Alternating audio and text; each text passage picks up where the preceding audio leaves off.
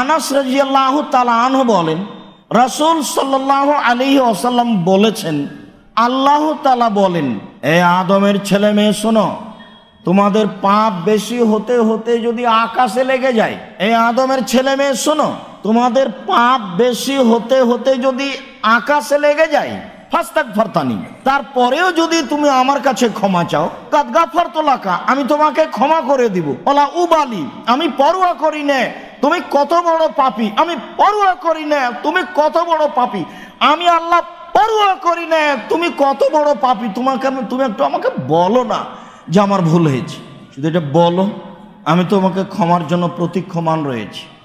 রাসূল সাল্লাল্লাহু আলাইহি ওয়াসাল্লাম বলেছেন, যখন কোনো পুরুষ নারী দাস দাসী পাপ করে অথবা বলে রব্বি আজনাবতু ফাগফিরলি, হে আমার প্রতিপালক তুমি আমাকে ক্ষমা করো, আমি পাপ করেছি, এরকম যখন কোনো পুরুষ নারী বলে, যে কোনো পুরুষ যে কোনো নারী যখন বলে রব্বি, হে আমার প্রতিপালক, আজনাবতু, আমি পাপ করেছি, ফাগফিরলি, তুমি আমাকে ক্ষমা করো, কালা রব্বহু তাআলা, তখন আল্লাহ তাআলা বলেন, আলেমা আব্দি, আমার দাস দাসী কি জানে আন্নাল্লাহু রাব্বান, তার একজন প্রতিপালক রয়েছেন, এক ফেরুদ্দাম্বা ওয়ায়াখুজু বিহি, যিনি পাপকে ক্ষমা করতে পারেন, যিনি শাস্তি দিতে পারেন।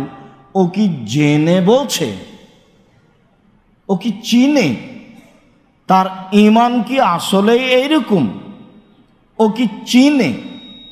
ও কি জানে?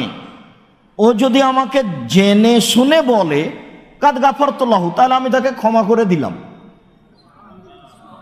বলছিলাম যে আপনি যে আল্লাহকে ভয় করবেন, তো ভয় করাটা নির্ভর করে তাকে জানার উপরে। আপনার কান্নাকাটির বিষয়টি তাকে জানার উপরে নির্ভর করে। যেহেতু আপনি জানেন না, কাজে আপনি স্বাভাবিকভাবে কান্নাকাটি করতে পারবেন না, নিজের পাপের কথা আপনি বলতে পারবেন না। তিনি বলেন সুমামা কাসা, আবার দিন যায় রাত্রি যায়, দিন যায় রাত্রি যায়, ফাজনাবা জাম্বান, কোনো এক সময়ে পাপ করে বসলো, তারপরে বলছে রব্বি আজনাবতু ফাগফিরলি, হে আমার প্রতিপালক আমি পাপ করেছি, তুমি আমাকে ক্ষমা করো।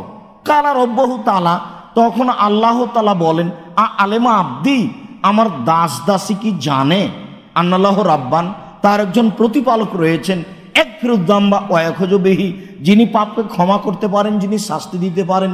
ও কি আমাকে জেনে বলছে যে আমি পারি? আমি যে পারি শাস্তি দিতে, আমি যে ক্ষমা করতে পারি, এইটা কি জেনে শুনে বলছে? যদি তাই হয় তাহলে কাদ গাফারতু লাহু, আমি তাকে ক্ষমা করে দিলাম। রাসূল সাল্লাল্লাহু আলাইহি ওয়াসাল্লাম বলেন সুমামা কাসা, তারপরে দিন যায় রাত্রি যায়, দিন যায় রাত্রি যায়, কোনো এক সময় আবার পাপ করে বসলো, যা মানুষের সাধারণত হয়। তারপরে বলছে রব্বি আজনাবতু, আমি পাপ করেছি, ফাগফিরলি, আমাকে ক্ষমা করো। তখন আবারও আল্লাহ তাআলা বলেন আলেমা আব্দি, আমার দাস দাসী কি জানে, পুরুষ নারী কি জানে আন্নাল্লাহু রাব্বান, তার একজন প্রতিপালক রয়েছেন, যিনি ক্ষমা করতে পারেন, যিনি শাস্তি দিতে পারেন। ফালইয়াফআল মা শা, তাহলে এইরকম ঘটনা যদি তার বারবার হয় আর বারবার যদি আমাকে জেনে বলে, তাহলে আমি তাকে ক্ষমা করে দেব।